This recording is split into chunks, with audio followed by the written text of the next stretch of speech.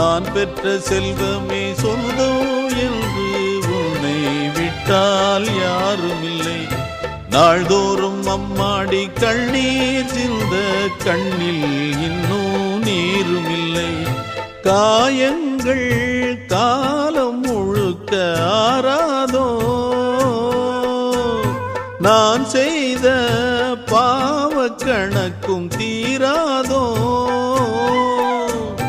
மகிழம்பூவே எந்தன் மணிமுத்தே, குழலை போலே தினம் மழலை பேசும் இளம் பூங்கொத்தே பூங்கொத்தே.